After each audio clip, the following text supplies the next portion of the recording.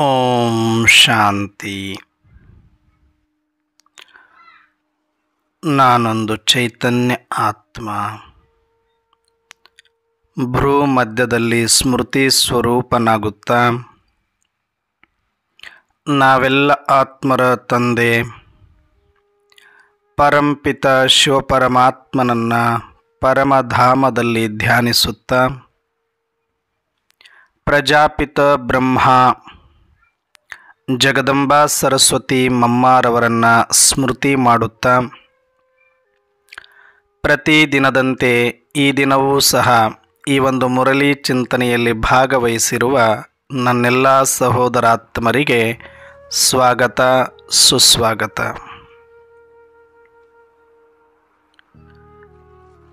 ವಿಶೇಷವಾಗಿ ಬಾಬಾರವರು ಈ ದಿನವೂ ಸಹ ಮುರಳಿಯಲ್ಲಿ ಅನೇಕ ವಿಚಾರಗಳನ್ನು ಕೊಟ್ಟಿದ್ದಾರೆ.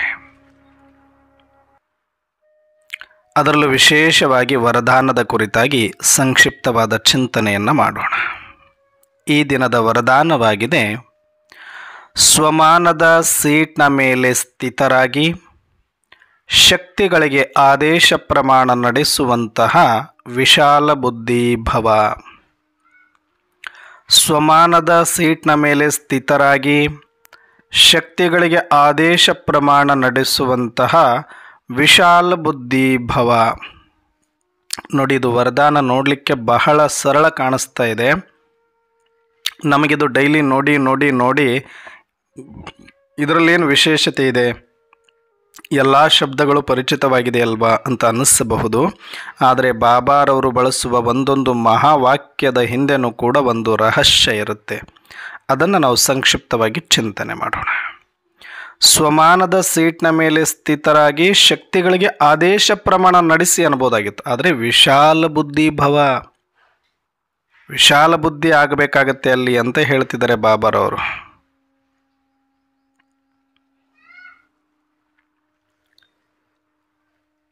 ಅಂದರೆ ನಾವು ಎಲ್ಲಿಯ ತನಕ ನಮ್ಮ ಸ್ವಮಾನದಲ್ಲಿ ಬರುವುದಿಲ್ವೋ ಅಲ್ಲಿಯ ತನಕ ನಮ್ಮಲ್ಲಿರುವ ಶಕ್ತಿಗಳನ್ನು ನಾವು ಬಳಸಲಿಕ್ಕೆ ಆಗೋದಿಲ್ಲ ಅನ್ನುವಂಥದ್ದು ಇವತ್ತಿನ ವರದಾನದ ಮೂಲಕ ಬಾಬಾರವರು ತಿಳಿಸ್ತಿದ್ದಾರೆ. ಮತ್ತು ಸ್ವಮಾನದ ಸೀಟಲ್ಲಿ ಬಂದ ಮೇಲೆ ನಮ್ಮಲ್ಲಿರುವ ಶಕ್ತಿಯನ್ನು ಬಳಸಬೇಕಂದ್ರೂ ಕೂಡ ಬಹಳ ವಿಶಾಲ ಬುದ್ಧಿ ಬೇಕಾಗ್ತದೆ. ಯಾಕೆ ಅಂತಂದರೆ, ಬಹಳಷ್ಟು ಆತ್ಮರಿಗೆ ಈ ಒಂದು ಸಾಕಾರ ಪ್ರಪಂಚದ ಈ ಜಂಜಾಟ, ಈ ಕರ್ಕಶವಾದ ಶಬ್ದ, ಹಾರಾಟ, ಕಿರುಚಾಟ, ನರಳಾಟ, ತೊಳಲಾಟ, ಆರ್ತನಾದ ಕೇಳಿ ಕೇಳಿ ಕೇಳಿ ದುಃಖದ ವಾರ್ತೆಯಿಂದ ತುಂಬಿರುವ ಈ ದುಃಖದ ಪ್ರಪಂಚವೇ ಸಾಕು ಅಂತ ಅನ್ನಿಸ್ಬಿಟ್ಟಿದೆ. ಒಂದಷ್ಟು ಇದರಿಂದ ದೂರವಾಗಿದ್ದುಕೊಂಡು ಬಹಳ ಶಾಂತಿಯಲ್ಲಿ ಇದ್ದು ಬಿಡಬೇಕು ಅಂತ ಅನಿಸುತ್ತೆ. ಯಾಕಂದರೆ ಒಂದಲ್ಲ, ಎರಡಲ್ಲ, ನೂರಲ್ಲ, 200 1000 ಅಲ್ಲ, ಬರೋಬ್ಬರಿ 5000 ವರ್ಷಗಳಿಂದ ಈ ಶಬ್ದದ ಪ್ರಪಂಚದಲ್ಲಿ ಜನನ ಮರಣ ಚಕ್ರಗಳಲ್ಲಿ ಬರ್ತಾ ಬರ್ತಾ ಬರ್ತಾ ಬರ್ತಾ ಈ ಶಬ್ದ ಪ್ರಪಂಚದಲ್ಲಿ ನಾನು ನಿಶ್ಶಬ್ದನಾಗಿರುವ ಆತ್ಮ, ನನ್ನ ಸ್ವಧರ್ಮವೇ ಶಾಂತಿ, ಅಂಥ ಶಾಂತಿ ಧಾಮ ನಿವಾಸ, ಶಾಂತಿ ಕುಂಡದಂತೆ ಇದ್ದ ನಾನು ಶಾಂತಿ ಸಾಗರ ಪರಮಾತ್ಮನ ಸಂತಾನನಾಗಿಯೂ ಅನಿವಾರ್ಯವಾಗಿ ಡ್ರಾಮಾ ಅನುಸಾರ ನಾವೆಲ್ಲರೂ ಕೂಡ ಈ ಶಬ್ದದ ಪ್ರಪಂಚದಲ್ಲಿ ಬಂದು, ಶಬ್ದಾತೀತರಾದ ನಾವು ಶಬ್ದದಲ್ಲಿ ಬಂದು, ಕರ್ಮಾತೀತರಾದ ನಾವು ಕರ್ಮದಲ್ಲಿ ಬಂದು ಪಾತ್ರವನ್ನು ಅಭಿನಯಿಸಿದ್ದೇವೆ. ಇದು ನಾವಷ್ಟೇ ಬ್ರಹ್ಮಕುಮಾರಿಯರ ಆತ್ಮದ ಅಸ್ತಿತ್ವ ಅಲ್ಲ, ಜಗತ್ತಿನ ಸರ್ವ ಧರ್ಮದ ಸಕಲ ಮನುಷ್ಯಾತ್ಮರ ಅಸ್ತಿತ್ವವೂ ಕೂಡ ಇದೇ ಆಗಿದೆ. ಮೂಲ ಪರಮಧಾಮ ನಿವಾಸಿಗಳು, ಎಲ್ಲರ ಸ್ವಧರ್ಮವು ಶಾಂತಿ, ಎಲ್ಲರ ಅಸ್ತಿತ್ವವೂ ಕೂಡ ಶಬ್ದಾತೀತ ಮತ್ತು ಕರ್ಮಾತೀತ. ಆದರೆ ಎಲ್ಲರಿಗೂ ಕೂಡ ಈ ಡ್ರಾಮಾ ಅವರವರ ಸಮಯಕ್ಕೆ ಸರಿಯಾಗಿ ಈ ಸೃಷ್ಟಿಯ ನಾಟಕದಲ್ಲಿ ನಮ್ಮನ್ನು ಕರೆಸಿ ನಮ್ಮದೇ ಆದಂಥ ಪಾತ್ರವನ್ನು ಅಭಿನಯಿಸುವಂತೆ ಮಾಡಿ ಇಲ್ಲಿಯ ತನಕ ತಂದು ನಿಲ್ಲಿಸಿದೆ. ಆದರೆ ನಮ್ಮ ಮೂಲ ಮನೆ, ನಮ್ಮ ಮೂಲ ತಂದೆ, ನನ್ನ ಮೂಲ ಸ್ವಮಾನ ಸ್ಮೃತಿಯಲ್ಲಿದ್ದರೆ ಖಂಡಿತವಾಗಿ ನಮಗೆ ಯಾರಿಗೂ ಕೂಡ ಈ ಪಾತ್ರ ಮಾಡಲಿಕ್ಕೆ ಸಾಧ್ಯ ಆಗೋದೇ ಇಲ್ಲ. ಯಾರು ಸದಾ ಕಾಲ ಎ ಸಿ ರೂಮಲ್ಲಿ ಕೂತಿರ್ತಾರೋ, ಸದಾ ಬಿಸಿಲನ್ನೇ ನೋಡದಿರೋರು, ಬೆವರನ್ನೇ ನೋಡದೇ ಇರೋರು, ಶಾಖವನ್ನೇ ನೋಡದೇ ಇರೋರು, ಬಿರು ಬಿಸಿಲಿನಲ್ಲಿ ತಂದು ನಿಲ್ಲಿಸಿ ಬೆಟ್ಟ ಕಡಿಯಕ್ಕೆ ಹಚ್ಚಿದ್ರೆ ಆ ಮನುಷ್ಯ ಎಷ್ಟತ್ತು ಮಾಡಬಲ್ಲ. ಮಾಡೋದಿರಲಿ, ಆ ಬಿಸಿಲು ನೋಡಿನೇ ಕಣ್ಣು ಕುಕ್ಕಿ ಓಡಿ ಹೋಗ್ಬಿಡುತ್ತಾನೆ ಎ ಸಿ ರೂಮ್ ಎಲ್ಲಿದೆ ಅಂತ. ಹಾಗೆ ಅಂಥ ಪರಮ ಪವಿತ್ರವಾದ, ಪರಿಶುದ್ಧವಾದ, ಸ್ವಚ್ಛವಾದ ಮತ್ತು ಶಾಂತವಾದ, ಅಷ್ಟೇ ಅಲ್ಲ ಮತ್ತು ಸ್ವತಂತ್ರವಾದ, ಮುಕ್ತವಾದ ಆ ಮನೆ ನಮ್ಮೆಲ್ಲ ಆತ್ಮರ ಮನೆ. ನಿಜಕ್ಕೂ ಶಾಂತಿಧಾಮದ ಬಗ್ಗೆ ನಾವು ಎಲ್ಲರೂ ಸುಖಧಾಮದ ಬಗ್ಗೆ ಮಾತಾಡ್ತಿದ್ದಾರೆ, ಪದವಿಗಳ ಬಗ್ಗೆ ಮಾತಾಡ್ತಿದ್ದಾರೆ ಕರ್ಮಕ್ಷೇತ್ರದಲ್ಲಿ, ಮತ್ತು ಅದೇ ಕರ್ಮ, ಅದೇ ಪದವಿ, ಅದೇ ಡ್ರಾಮಾದಲ್ಲಿ ಆಸಕ್ತಿ ತೋರಿಸ್ತಿದ್ದಾರೆ. ಬಿಟ್ಟರೆ ಸುಮ್ಮನೆ ಹೇಳ್ತಾರೆ ನಾವು ಬಾಬನ ಮಕ್ಕಳಾಗ್ಬಿಟ್ಟಿದ್ದೀವಿ, ಬಾಬರವ್ರ ಸೇವೆ ಮಾಡ್ತಿದ್ದೀವಿ ಅಂತ. ನಿಸ್ವಾರ್ಥವಾಗಿ ಮಾಡೋರ ಸಂಖ್ಯೆ ಇದೆ, ಆದರೆ ಅವರು ಯಾವತ್ತೂ ಕೂಡ ಸುಖಧಾಮಕ್ಕೆ ಒತ್ತು ಕೊಡೋದಿಲ್ಲ. ಇಷ್ಟರಲ್ಲೇ ಗೊತ್ತಾಗ್ಬಿಡುತ್ತೆ. ನೀವು ನೋಡಿ, ಎಷ್ಟೆಲ್ಲ ನಾವು ಬ್ರಹ್ಮಕುಮಾರಿಯರು ಬಾಬಾರವರ ಸೇವೆ ಅಂತ ನಾವು ಈ ಯಜ್ಞದಲ್ಲಿ ಮಾಡ್ತಿದ್ದೀವಿ ಅಂತ ಅಂದ್ಕೊಂಡಿದ್ದೀವಿ. ವಿಶ್ವ ಪರಿವರ್ತನೆ ಸೇವೆಯಲ್ಲಿ ನನ್ನದೊಂದು ಅಳಿಲು ಸೇವೆ ಮಾಡ್ತಿದ್ದೀನಿ ಅಂತ ಏನೋ ನಾವು ಭಾವಿಸ್ತಾ ಇದ್ದೀವಿ, ಅಥವಾ ನಮ್ಮ ಕಲ್ಯಾಣಕ್ಕಾಗಿ ಮಾಡ್ತಿದ್ದೀವಿ ಅಂತ ಕೆಲವರಿದ್ದಾರೆ. ಆದರೆ ಇದರಲ್ಲಿ ಆತ್ಮ ಕಲ್ಯಾಣಕ್ಕಾಗಿ ಮತ್ತು ನಿಸ್ವಾರ್ಥವಾಗಿ ಮಾಡುವವರ ಸಂಖ್ಯೆ ತುಂಬ ಕಡಿಮೆ ಇದೆ. ಪಾತ್ರಕ್ಕಾಗಿ ಅಂದರೆ ಮುಂದೆ ಬರುವ ಜನ್ಮದಲ್ಲಿ ಒಳ್ಳೆಯ ಜನ್ಮ ಸಿಗುತ್ತೆ, ಒಳ್ಳೆಯ ಪದವಿ ಸಿಗುತ್ತೆ, ಸ್ವರ್ಗದಲ್ಲಿ ಬರ್ತೀವಿ, ಸೂಕ್ಷ್ಮವಾಗಿ ಒಳಗಡೆ ಇದು ಗೊತ್ತಿರೋದ್ರಿಂದನೇ ಅಷ್ಟೊಂದು ತ್ಯಾಗಕ್ಕೆ, ಅಷ್ಟೊಂದು ಸೇವೆಗೆ ಸಿದ್ಧರಾಗಿದ್ದಾರೆ. ಬಿಟ್ಟರೆ ನಿಸ್ವಾರ್ಥವಾಗಿ ಅಂತೂ ಖಂಡಿತ ಅಲ್ಲ. ಮಾತೆತ್ತಿದ್ರೆ ಅವ್ರ ಬಾಯಲ್ಲಿ ಬರೋದು ಸ್ವರ್ಗನೇ, ಶ್ರೇಷ್ಠ ಪದವಿ, ರಾಜ ಪದವಿ. ಈ ಮಾತುಗಳು ಯಾರು ಆಡ್ತಾರೆ ಅವ್ರ ಇಂಟೆನ್ಷನ್ನು, ಅವ್ರ ತಲೆ ಒಳಗಡೆ ತುಂಬಿಕೊಂಡಿರೋದೆಲ್ಲವೂ ಕೂಡ ಮುಂದಿನ ಜನ್ಮದ ಪಾತ್ರಕ್ಕಾಗಿ, ಒಂದು ವ್ಯವಹಾರ ಅಷ್ಟೇ, ಬಿಸ್ನೆಸ್ ಥರದಲ್ಲಿ ತಗೊಂಡಿರ್ತಾರೆ. ಮೊದಲೇ ವ್ಯಾಪಾರಿಸ್ತಾರೆ ನಾವು ಹೇಳಿ ಕೇಳಿ. ಇನ್ನು ಇಂಥ ಒಂದು ಹೋಲ್ಸೇಲ್ ಬಿಸ್ನೆಸ್ ಸಿಕ್ಕರೆ ಬಿಡ್ತಾರೆ ಈ ಮನುಷ್ಯರು? ಇಲ್ಲಿ ಸ್ವಲ್ಪ ಇಷ್ಟು ಕೊಟ್ಬಿಟ್ರೆ ಅಲ್ಲಿ ಅಷ್ಟು ಬರುತ್ತೆ ಅಂದರೆ ಮೊದಲೇ ಇನ್ವೆಸ್ಟ್ಮೆಂಟ್ ಗಿರಾಕಿಗಳು ನಾವು. ಮೊದಲೇ ಕಡಿಮೆ ಹಾಕ್ಬಿಟ್ಟು ಜಾಸ್ತಿ ಲಾಭ ಪಡಿಬೇಕನ್ನೋರು ಡಬ್ಲಿಂಗ್ ಮಂದಿ ನಾವು. ಇಲ್ಲೂ ಕೂಡ ಇದು ಗೊತ್ತಾದ ತಕ್ಷಣವೇ ಭಾಳಷ್ಟು ಜನಗಳು ಅಣ್ಣವ್ರೆ ಅವರು ಭಾರಿ ಸೇವೆ ಮಾಡ್ತಾರೆ ಅಣ್ಣವ್ರೆ, ಅವರು ತುಂಬ ಖರ್ಚು ಮಾಡಿದ್ದಾರೆ ಅಣ್ಣವ್ರೆ, ತುಂಬ ಕೊಟ್ಟುಬಿಟ್ಟಿದ್ದಾರೆ ಅಣ್ಣವ್ರೆ ಬಾಬನ ಮನೆಗೆ ಅಂತೀವಿ. ಆದರೆ ಇಂಟೆನ್ಷನ್ ಬಹಳಷ್ಟು ಆತ್ಮರದ್ದು ಇದೇ ಆಗಿದೆ. ಮುಂದೆ ನಮಗೆ ಸಿಗುತ್ತೆ ಅನ್ನುವ ಕಾರಣಕ್ಕಾಗಿಯೇ ಬಹಳಷ್ಟು ಆತ್ಮರು ಕೊಡ್ತಾ ಇರೋದು. ಅದರಲ್ಲಿ ಅಲ್ಲೊಬ್ಬರು ಇಲ್ಲೊಬ್ಬರು ನಿಸ್ವಾರ್ಥವಾಗಿ ಅನೇಕ ಆತ್ಮರ ಕಲ್ಯಾಣ ಆಗುವಂಥ ಯಜ್ಞ. ನಮಗೆ ಪರಮಾತ್ಮ ಸಿಕ್ಕಿದರೆ ಇನ್ನೇನು ಬೇಡ, ನನಗೆ ಸಿಗಬೇಕಾಗಿರೋ ಜ್ಞಾನ ಸಿಕ್ತು, ನನಗಿನ್ಯಾವುದ್ರ ಮೇಲೆ ಆಸೆ ಇಲ್ಲ ಅಂತ ಹೇಳಿ ನಿಸ್ವಾರ್ಥವಾಗಿ ಪ್ರತಿಫಲಾಪೇಕ್ಷೆ ಇಲ್ಲದೆ ಮಾಡೋರು ಕೂಡ ಇರ್ತಾರೆ. ಆದರೆ ಅವ್ರ ಬಾಯಲ್ಲಿ ಯಾವತ್ತೂ ಪದವಿ, ರಾಜ, ಪ್ರಜಾ ಅನ್ನೋ ಮಾತುಗಳು ಬರೋದೇ ಇಲ್ಲ. ನನಗಿವಾಗ ಏನು ಸಿಕ್ಕಿದೆ, ಈ ಸಂಗಮಯುಗದಲ್ಲಿ ಪರಮಾತ್ಮ ಸಿಕ್ಕಿಬಿಟ್ಟಿದ್ದಾರೆ ಅಂತ ಒಂದು ಸಂತೃಪ್ತಿ, ಇನ್ನೊಂದು ನನಗೆ ಸಿಗಬೇಕಾಗಿರುವ ಸ್ಮೃತಿ ಅಥವಾ ಜ್ಞಾನ ಸಿಕ್ಕಾಯ್ತಲ್ಲ ಅನ್ನುವಂಥ ಸಂತೃಪ್ತಿ, ಮತ್ತು ಇನ್ನೊಂದು ಈ ಪ್ರಪಂಚದ ಮೇಲಿನ ಅತಿಯಾದ ವೈರಾಗ್ಯ. ಸಾಕು, ನಮಗಿನ್ನೇನು ಈ ಪ್ರಪಂಚ ಬೇಡವೇ ಬೇಡ ಅಂತಲೂ ಕೂಡ ಅದನ್ನು ಯಜ್ಞದಲ್ಲಿ ಹಾಕಿ ಸಫಲ ಮಾಡ್ತಾರೆ. ಇವಾಗ ನಿಮ್ಮನ್ನು ನೀವು ಸೂಕ್ಷ್ಮವಾಗಿ ನೋಡ್ಕೊಳ್ಳಿ. ಇಲ್ಲೇನು ದೊಡ್ಡ ದೊಡ್ಡ ಸೇವೆ ಮಾಡೋರು ಕೋಟಿಗಟ್ಟಲೆ ತಂದು ಹಾಕೋರದಷ್ಟೇ ಅಂತ ನಾನು ಮಾತಾಡ್ತಿಲ್ಲ. ಅದು ನೀವು 1 ರೂಪಾಯಿ ಹಾಕಿದ್ರೂ 1 ಗಂಟೆ ಹೋಗಿ ಅಲ್ಲಿ ಕರ್ಮಣ ಸೇವೆ ಮಾಡಿದ್ರೂ ಯಾವ ಮನಸ್ಥಿತಿಯಿಂದ, ಯಾವ ಸ್ಮೃತಿಯಿಂದ, ಯಾವ ಆಸಕ್ತಿಯಿಂದ ಮಾಡ್ತಾ ಇದ್ದೀವಿ ಅನ್ನೋದು ಚೆಕ್ ಮಾಡ್ಕೋಬೋದು. ಯಾರ ಬಾಯಲ್ಲಿ ಬರೀ ಸತ್ಯುಗದ ಬಗ್ಗೆ, ಪದವಿಯ ಬಗ್ಗೆ, ರಾಜ ಪ್ರಜಾ ಅನ್ನೋದ್ರ ಬಗ್ಗೆ ಬರುತ್ತೆ, ನಿಜಕ್ಕೂ ಅವರು ಸ್ವಾರ್ಥದಿಂದನೇ ಒಂದು ಬಿಸ್ನೆಸ್ ಥರ ಇಲ್ಲಿ ಮಾಡ್ತಿದ್ದಾರೆ. ಅವರಿಂದ ಅಂಥ ದೊಡ್ಡ ಪರಿವರ್ತನೆ ನಾವು ನಿರೀಕ್ಷೆ ಮಾಡಲಿಕ್ಕೆ ಆಗೋದಿಲ್ಲ.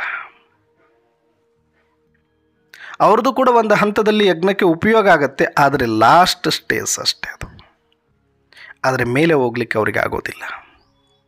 ಅದು ಸ್ಥೂಲ ಸೇವೆ ಮಾಡ್ಬೋದು ಅಷ್ಟೇ, ಅದರಿಂದ ಹಣ ಸೇವೆ ಮಾಡ್ಬೋದು, ವಾಚಾ ಸೇವೆ ಮಾಡ್ಬೋದು ಅಷ್ಟೆ. ಆದರೆ ಮನಸಾ ಸೇವೆ, ನಿರಾಕಾರ ಸೇವೆ, ನಿಸ್ವಾರ್ಥ ಸೇವೆ, ಬೀಜರೂಪ ಸೇವೆ ಮಾಡಲಿಕ್ಕೆ ಅಷ್ಟು ಸಾಕಾಗೋದಿಲ್ಲ. ಅದಕ್ಕೆ ಬಾಬಾರವರು ಇವತ್ತು ಬಳಸಿರೋದಲ್ಲಿ ವಿಶಾಲ ಬುದ್ಧಿ. ವಿಶಾಲ ಬುದ್ಧಿ.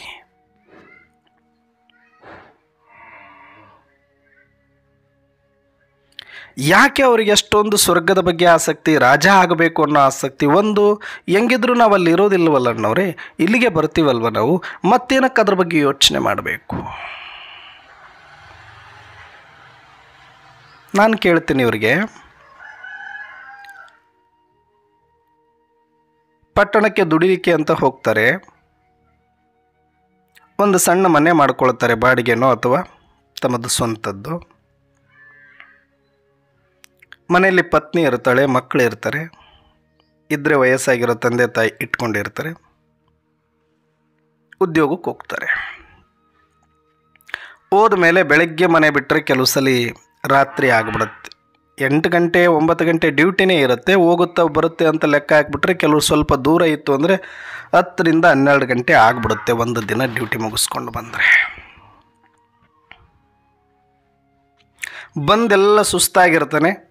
ರಾತ್ರಿ ಊಟ ಮಾಡಿಕೊಂಡು ಒಂದಷ್ಟು ನಿದ್ರೆಗೆ ಜಾರ್ತಾನೆ. ಯಾಕೆ? ಮತ್ತೆ ಈ ಶರೀರವನ್ನು ರಿಫ್ರೆಶ್ ಮಾಡಲೇಬೇಕು, ಇದಕ್ಕೆ ರೆಸ್ಟ್ ಕೊಡಲೇಬೇಕು, ಇದರಿಂದ ಮತ್ತೆ ಕೆಲಸ ತೆಗಿಲೇಬೇಕು, ಹಾಗಾಗಿ ರೆಸ್ಟ್ ಮಾಡಲೇಬೇಕು. ಆಯಿತು, ರಾತ್ರಿ ಮತ್ತೆ ರೀಚಾರ್ಜ್ ಮಾಡ್ಕೊಳ್ತಾನೆ, ರೆಸ್ಟ್ ಕೊಡ್ತಾನೆ, ಸ್ವಚ್ಛ ಮಾಡ್ಕೊಳ್ತಾನೆ, ಸ್ನಾನ ಮಾಡ್ಕೊಳ್ತಾನೆ, ಟಿಫನ್ ಹಾಕ್ಕೊಳ್ತಾನೆ. ಇದನ್ನು ಮತ್ತೆ ಒಂದು ನಿದ್ರೆ ಮಾಡಿ ರೆಸ್ಟ್ ಕೊಟ್ಟು ರೆಡಿ ಮಾಡಿಕೊಂಡು ಇದನ್ನು ಪ್ರಿಪೇರ್ ಮಾಡಿಕೊಂಡು ಫ್ರೆಶ್ ಮಾಡ್ಕೊಳ್ತಾನೆ. ಮತ್ತೆ ಅದಕ್ಕೊಂದಷ್ಟು ಟಿಫನ್ ಕೊಟ್ಟು ಚೆನ್ನಾಗಿ ಶಕ್ತಿಶಾಲಿ ಮಾಡಿಕೊಂಡು ಹೊರಗೆ ಬೀಳ್ತಾನೆ. ಇರೋದು 10 ಗಂಟೆ ಪೂರ್ತಿ ಫ್ರೆಶ್ ಆಗಿರೋದೆಲ್ಲ ಆ ಕಂಪ್ನಿ ಜೊತೆನೆ, ಕಂಪ್ನಿ ಎಂಪ್ಲಾಯೀಸ್ ಜೊತೆನೆ.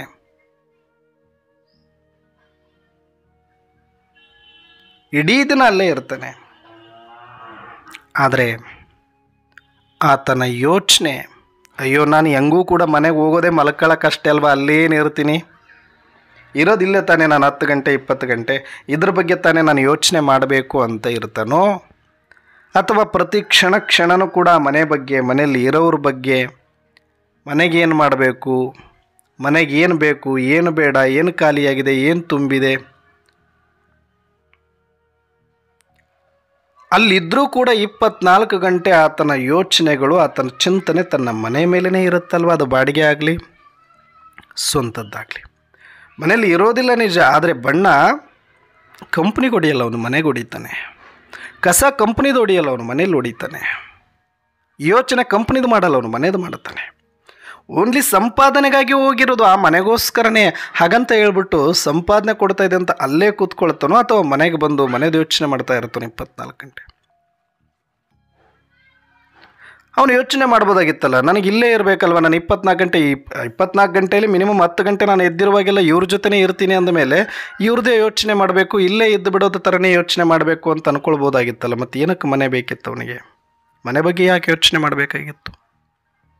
24 ಗಂಟೆ ಮಾಡ್ತೀವಿ ತಾನೆ, ಹಾಗಾದರೆ ಮನೇಲಿ ಇರಲ್ಲ, ಕಡಿಮೆ ಸಮಯನೇ ಇರೋದು. ಆದರೆ ಅದಕ್ಕೆ ಕೊಟ್ಟಿರೋ ಪ್ರಿಫರೆನ್ಸ್ ಇದಕ್ಕೆ ಕೊಡಲ್ಲ. ಯಾಕಂದರೆ ಇದಕ್ಕೋಸ್ಕರನೇ ಅಲ್ಲಿಗೆ ಹೋಗಿರೋದೇ ಹೊರತಾಗಿ ಅದಕ್ಕೋಸ್ಕರ ಇದಲ್ಲ. ಹಾಗೆ ನಾವು ಆತ್ಮರು ಎಷ್ಟು ಸ್ವಾರ್ಥಿಗಳಾಗ್ಬಿಟ್ಟಿದ್ದೀವಿ ಅಂದರೆ, ನಿಜಕ್ಕೂ ನನಗೊಂದೊಂದು ಸಲ ಬಹಳ ಬೇಜಾರಾಗುವಂಥ ವಿಚಾರ ಎಲ್ಲಿ ಅಂದರೆ, ನಿಜಕ್ಕೂ ಇದು ನಮಗೆ ಜ್ಞಾನ ಸಿಗಬೇಕಾಗಿತ್ತಾ ಅಂತ ಒಂದು ಸಲ ಪ್ರಶ್ನೆ ಬಂದ್ಬಿಡುತ್ತೆ ನನಗೆ. ಯಾಕಂದರೆ ನಾನು ಭಕ್ತಿ ಮಾರ್ಗದಲ್ಲಿ ತುಂಬ ಆತ್ಮರನ್ನು ಕಂಡುಬಿಟ್ಟಿದ್ದೀನಿ. ಎಂತೆಂಥ ಹಠಯೋಗಿಗಳನ್ನು ನೋಡಿದ್ದೀನಿ. ಎಷ್ಟು ಜೀವನವನ್ನು ಮುಡುಪಾಗಿ ಭಗವಂತನಿಗೋಸ್ಕರ ಇಟ್ಟವರನ್ನು ನೋಡಿದ್ದೀನಿ. ತ್ಯಾಗ ಮಾಡಿರೋರನ್ನ ನೋಡಿದ್ದೀನಿ. ತಪಸ್ಸು ಮಾಡಿರೋರನ್ನು ನೋಡಿದ್ದೀನಿ. ಭಗವಂತನಿಗಾಗಿ ಅಂಬಲಿಸುವವರನ್ನು ನೋಡಿದ್ದೀನಿ. ಅದಕ್ಕಾಗಿ ಮನೆ ಬಿಟ್ಟು ಸಂಸಾರ ಬಿಟ್ಟು ತಿರುಗುವವರನ್ನು ನೋಡಿದ್ದೀನಿ. ಊರಿಗೆ ಬೇಜಾರಾಗಿರೋರನ್ನು ನೋಡಿದ್ದೀನಿ.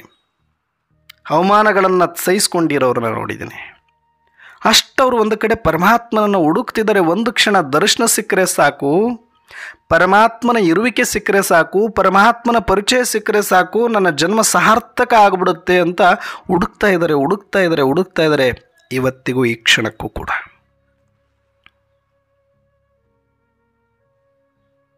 ಆದರೆ ದುರ್ದೈವ ಏನು ಅಂದರೆ, ನಮಗೆ ಪರಮಾತ್ಮನ ಪರಿಚಯ ಸಿಕ್ಕಾಗಿದೆ, ಪರಮಾತ್ಮನೂ ಸಿಕ್ಕಾಗಿದೆ. ಪರಮಾತ್ಮನ ದೃಷ್ಟಿ, ಪರಮಾತ್ಮನ ಮಾತುಗಳನ್ನು ಮಹಾವಾಕ್ಯ ಕೇಳುವ ಅದೃಷ್ಟ ಸೌಭಾಗ್ಯ ನಮ್ಮದಾಗಿದೆ. ಪರಮಾತ್ಮನ ಜೊತೆ ಎದರಲ್ಲಿ ಕೂತ್ಕೊಂಡು ವಾರ್ತಾಲಾಪ ಮಾಡುವಷ್ಟು ಸೌಭಾಗ್ಯ ನಮ್ಮದಾಯ್ತು ಇವತ್ತು.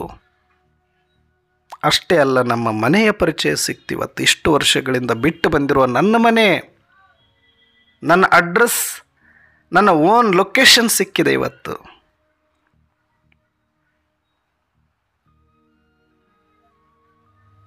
ಎಷ್ಟು ನೆನಪು ಮಾಡಬೇಕು ಆ ಮನೆಯನ್ನು ನಾವು.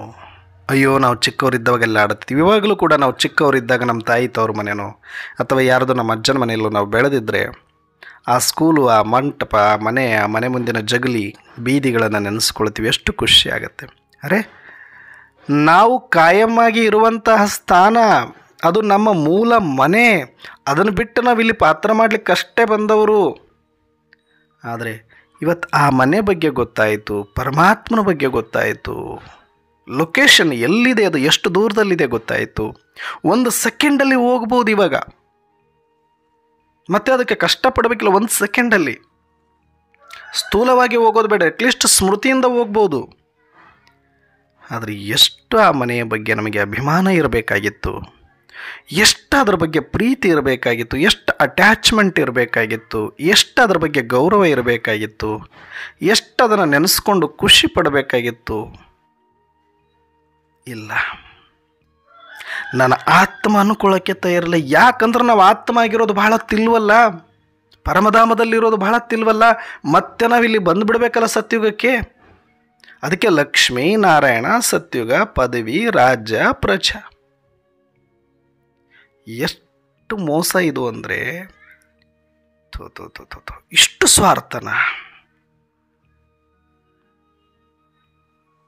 ಇಷ್ಟು ಭೂತಾರಾಧಕರ ನಾವು ಅಂತ ಅನಿಸ್ಬಿಡುತ್ತೆ ನನಗೆ. ನಮ್ಮಂಥವ್ರಿಗೆ ಬೇಕಿತ್ತ ಇದು ಜ್ಞಾನ, ನಮಗೆ ಸಿಗಬೇಕಾಗಿತ್ತ ಇದು ಅಂತ ಬೇಜಾರಾಗ್ಬಿಡುತ್ತೆ. ಒಂದು ಸ್ವಲ್ಪ ಪರಮಧಾಮದ ಬಗ್ಗೆ ಮಾತಾಡೋರಿಲ್ಲ, ಪರಮಧಾಮ ನೆನೆಸ್ಕೊಳ್ಳೋರಿಲ್ಲ, ಆ ಶಾಂತಿಯನ್ನು ಅನುಭೂತಿ ಮಾಡೋರಿಲ್ಲ. ಪರಮಾತ್ಮನನ್ನು ಅದು ಏನಕ್ಕೆ, ಅದು ಮತ್ತೆ ನೆನಪು ಮಾಡಿದರೆ ಸ್ವರ್ಗಕ್ಕೆ, ಪದವಿಗೆ, ಇಲ್ಲ ಪಾಪದ ಭಯಕ್ಕೆ. ಬಿಟ್ಟರೆ ನಾನು ಆತ್ಮನ್ನೋ ಖುಷಿನೇ ಪಡ್ತಾ ಇಲ್ಲ. ಇವರು ಪಾತ್ರದ ಖುಷಿಯಲ್ಲಿ ಮುಳುಗೋಗ್ಬಿಟ್ಟಿದ್ದಾರೆ. ನನಗೆ ಎಷ್ಟು ಬೇಜಾರಾಗುತ್ತೆ ಅಂದರೆ, ಮಾತೆತ್ತಿದ್ರೆ ಸ್ವರ್ಗದ ಬಗ್ಗೆ ಮಾತಾಡ್ತಾರೆ, ಸತ್ಯುಗದ ಬಗ್ಗೆ ಮಾತಾಡ್ತಾರೆ, ಪದವಿ ಬಗ್ಗೆ ಮಾತಾಡ್ತಾರೆ. ಅಲ್ರಪ್ಪ, ಆತ್ಮಾಭಿಮಾನಿ ಆತ್ಮಾಭಿಮಾನಿ ಆತ್ಮಾಭಿಮಾನಿ ಆಗಿ ಅಂತ ಬಾಬಾ ಅಷ್ಟೂ ಹೇಳಿದ್ರು ಎಷ್ಟು ಪಾತ್ರದ ಹುಚ್ಚು.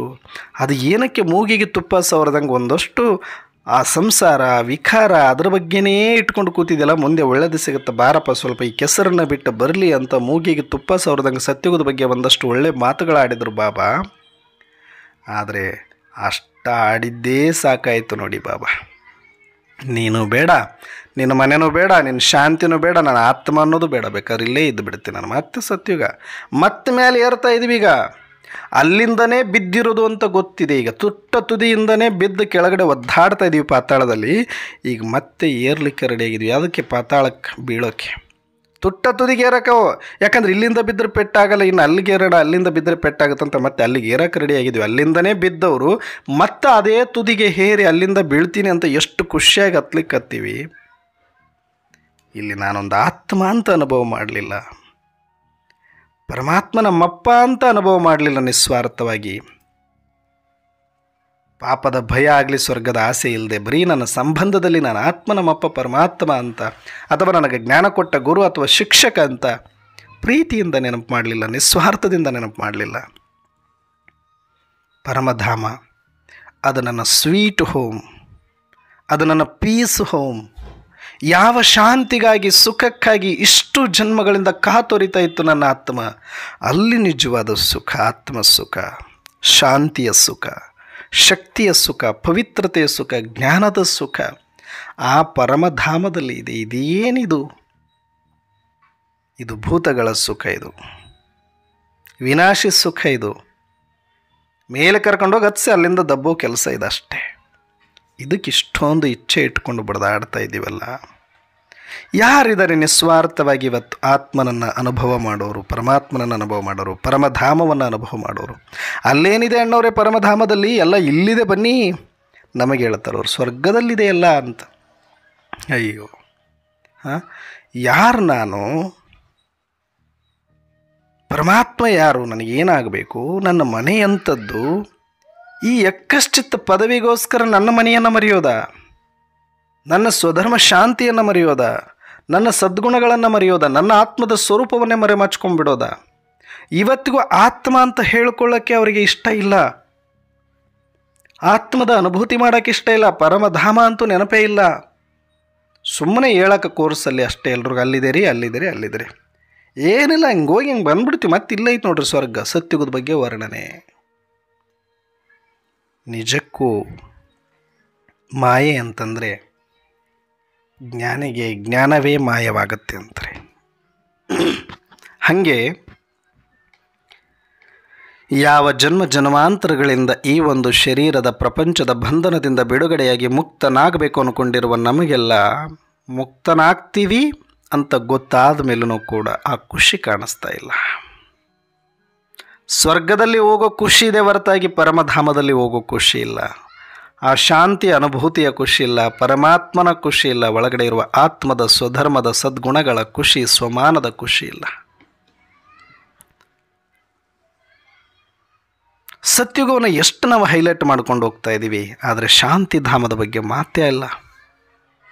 ಇದು ನಿಜಕ್ಕೂ ನಾವು ನಮಗೆ ಮಾಡಿಕೊಳ್ಳುವ ಆತ್ಮಘಾತ ಅಂತ ನಾನು ಅಂದ್ಕೊಳ್ತೀನಿ.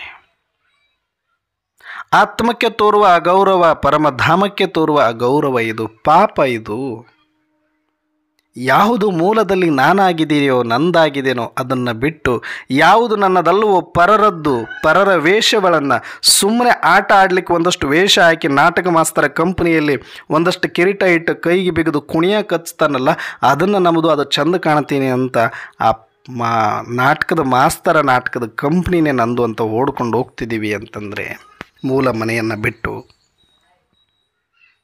ಅಭಿಮಾನ ಇರಲಿ, ಆದರೆ ಮೂಲ ಮನೆಯನ್ನು ಮರೆಸುವಷ್ಟ, ಮೂಲ ಸ್ವಧರ್ಮ ಸ್ವಮಾನಗಳನ್ನು ಮರೆಸುವಷ್ಟ ಖಂಡಿತ ಬೇಡ. ಈ ಸಂಗಮಯುಗದಲ್ಲಿ ಅದು ಮತ್ತೆ 2500 ವರ್ಷ ಇದೆ. ನಾವಲ್ಲದೆ ಇನ್ಯಾರ್ರಿ ಮಾಡಬೇಕು? ಸತ್ಯುಗದಲ್ಲಿ ಬಂದಿರೋದಕ್ಕೆ ತಾನೇ ನಮ್ಮನ್ನು ಹುಡುಕೊಂಡು ಪರಮಾತ್ಮ ಬಂದಿರೋದು. ಅಲ್ಲಿ ನಾನು ಪದವಿ ಮಾಡಿರೋದಕ್ಕೆ ತಾನೇ ಇಲ್ಲಿ ನನಗೆ ಜ್ಞಾನ ಸಿಕ್ಕಿರೋದು. ಅಲ್ಲಿ ನಾನು ಮತ್ತೆ ಓದ ಕಲ್ಪದಲ್ಲಿ ಹೋಗಿರೋದಕ್ಕೆ ತಾನೇ ಇಲ್ಲಿ ಮತ್ತೆ ಈಗ ತಯಾರಾಗ್ತಾ ಇರೋದು. ಅದು ಶತಸಿದ್ಧ ಅಲ್ವಾ? ಅದನ್ನು ಯಾರು ಚೇಂಜ್ ಮಾಡೋ ತಕ್ಕತ್ತು ಯಾರಿಗಿದೆ ಹೇಳಿ? ಯಾರಿಗಿದೆ? ಸಿಗಬೇಕಾಗಿರೋ ಪರಮಾತ್ಮ ಸಿಕ್ಕಾಯಿತು, ಜ್ಞಾನ ಸಿಕ್ಕಾಯಿತು, ಸ್ಮೃತಿ ಸಿಕ್ಕಾಯಿತು, ಪುರುಷಾರ್ಥ ಮಾಡಿಸ್ತಾ ಇದೆ, ಡ್ರಾಮಾ ಮಾಡ್ತಿದ್ದೀನಿ, ನನ್ನ ಶಕ್ತಿ ಅನುಸಾರ ಪದವಿ ಪಡಿತೀನಿ. ಆದರೆ ಅದಕ್ಕಿಂತ ನಮಗೆ ಜಾಸ್ತಿ ಆಸಕ್ತಿ, ಆಹಾ ನಾನು ಇಲ್ಲಿ ತನಕ ನರಳಿ ಸಾಯ್ತಾ ಇದ್ದೆ, ಅಯ್ಯೋ ಸಾವಿನ ಭಯ, ರೋಗದ ಭಯ, ಈ ಶರೀರದ ಭಯ ಎಷ್ಟು ನನ್ನ ಎದುರಿಸಿಟ್ಟು ಬಿಟ್ಟಿತ್ತಲ್ಲ, ಇದು ಇಲ್ಲ ಅಂದರೆ ನನಗೆ ಬದುಕೇ ಇಲ್ಲ ಅಂತ ಅಂದ್ಕೊಂಡ್ಬಿಟ್ಟಿದ್ನಲ್ಲ, ನಾನು ಆತ್ಮ ಅಂತಲೇ ಗೊತ್ತಾಗಲಿಲ್ವಲ್ಲ. ಇಷ್ಟು ಶಾಸ್ತ್ರ ಹುಡುಕಾಡಿದ್ರು, ಇಷ್ಟೆಲ್ಲ ಭಕ್ತಿ ಮಾಡಿದ್ರು, ಎಂಥ ಅದ್ಭುತವಾದ ನಾನು ಆತ್ಮ ಇದ್ದೀನಲ್ವ, ನಾನು ಅವಿನಾಶಿ, ನಾನು ಬೆಂಕಿಯಲ್ಲಿ ಸುಡೋದಿಲ್ಲ. ಎಷ್ಟು ವಿಚಿತ್ರ ಇದು! ನೀರಲ್ಲಿ ತೊಯ್ಯೋದಿಲ್ಲ, ಗಾಳಿಯಲ್ಲಿ ಒಣಗೋದಿಲ್ಲ, ಯಾವ ಶಸ್ತ್ರಾಸ್ತ್ರಗಳನ್ನು ನನ್ನನ್ನು ಟಚ್ ಮಾಡಲಿಕ್ಕಾಗಲ್ಲ, ಅಂಥ ಪವರ್ಫುಲ್ ಆಗಿರ್ತಕ್ಕಂಥ ಆತ್ಮ ನಾನು. ಎಷ್ಟು ಬ್ಯೂಟಿಫುಲ್ ಆತ್ಮ ನಾನು, ಎಷ್ಟು ಚೈತನ್ಯ ನಾನು, ಎಂಥ ಅವಿನಾಶಿ ನಾನು.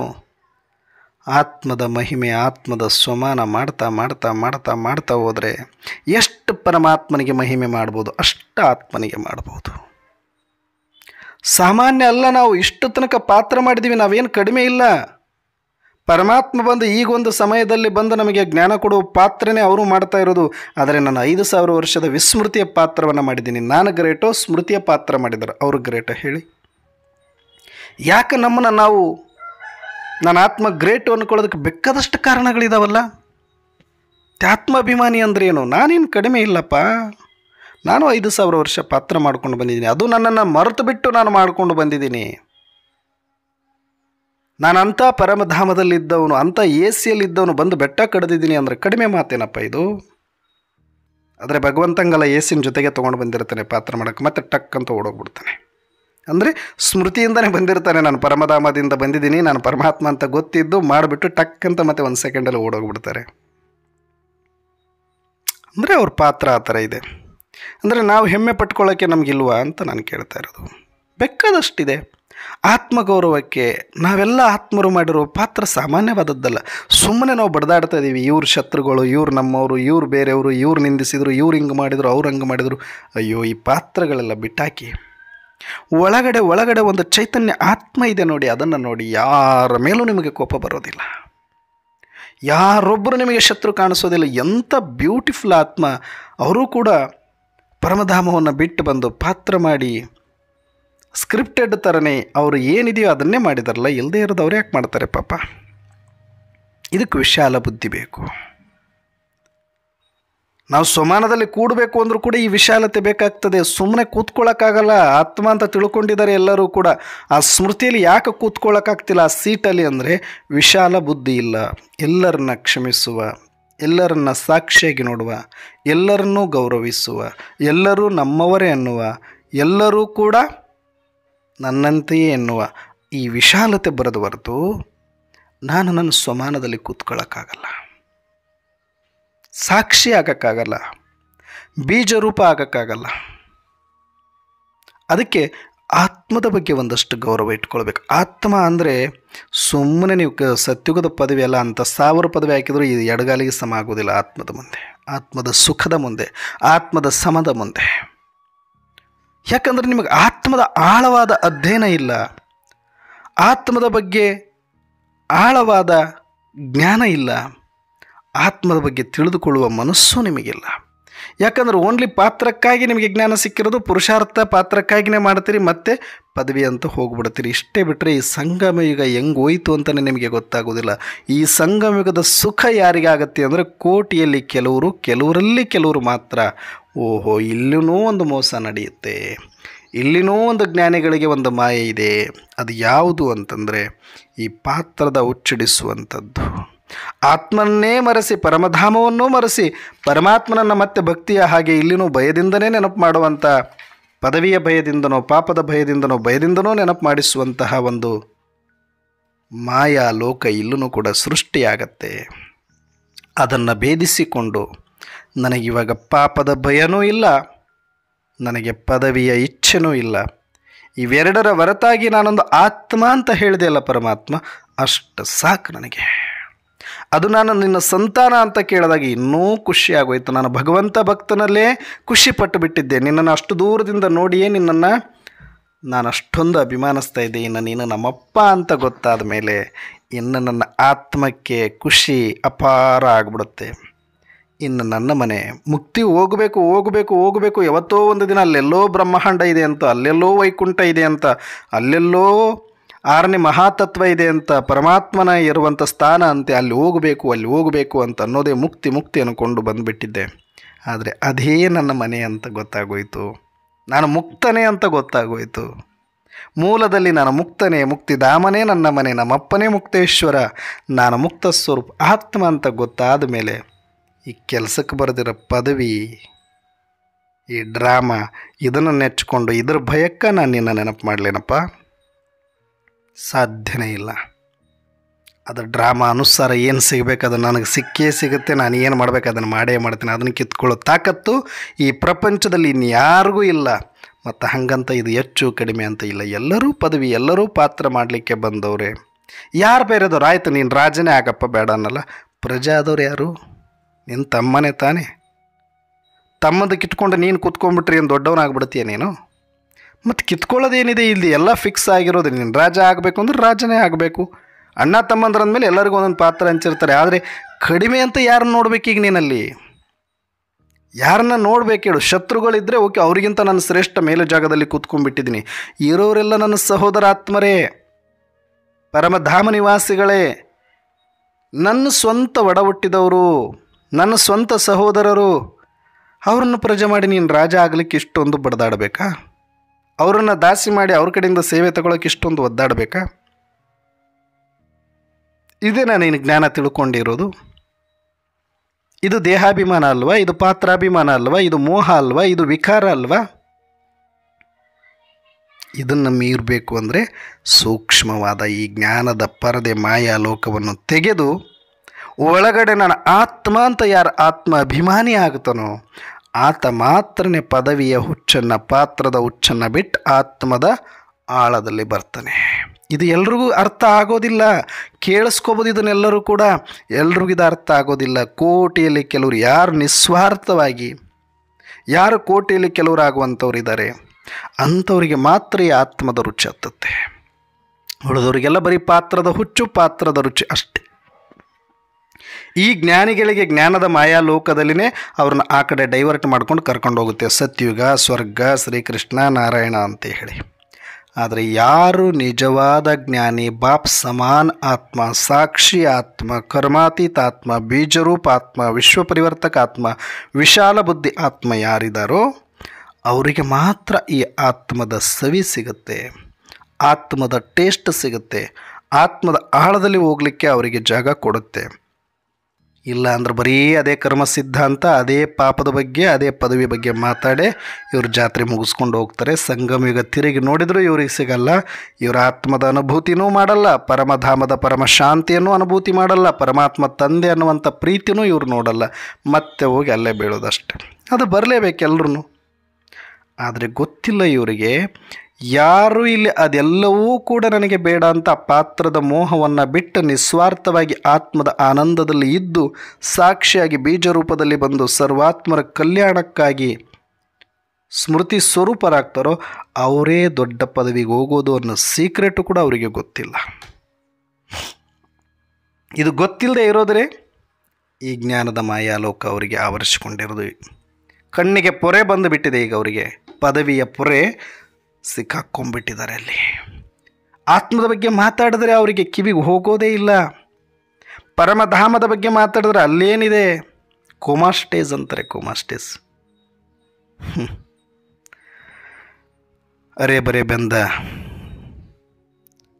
ಬರೆ ಜ್ಞಾನಿಗಳಾಡೋ ಮಾತುಗಳು, ಅಪರಿಬುದ್ಧತೆಯ ಮಾತುಗಳು, ಇವೆಲ್ಲನೂ ಕೂಡ ಯಾರೇ ಆಗಲಿ ಆತ್ಮದ ಬಗ್ಗೆ, ಪರಮಾತ್ಮನ ಬಗ್ಗೆ, ಪರಮಧಾಮದ ಬಗ್ಗೆ ಮಾತನಾಡುವಾಗ ಎಚ್ಚರಿಕೆ ಇರಬೇಕು.